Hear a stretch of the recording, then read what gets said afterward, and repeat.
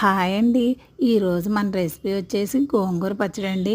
గోంగూర పచ్చడి ఏ విధంగా చేసుకోవాలో ఇప్పుడు వీడియోలో చూసేద్దామండి. 2 కట్టలు గోంగూర అండి, 50 గ్రాములు ఎండుమిర్చి అండి, 10 ఎల్లిపాయలు అండి, 2 స్పూన్ల జీలకర్ర అండి. ఆయిల్ వేసి కాస్త ఎండుమిర్చి ఫ్రై చేసుకోవాలండి.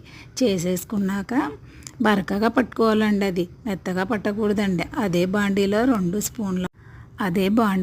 స్పూన్ల ఆయిల్ వేసి గోంగూర వేసుకోవాలండి.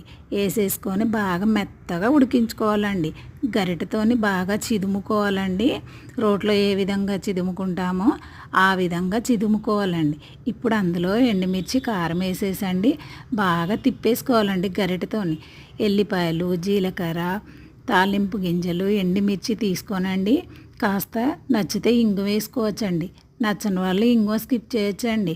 చాలా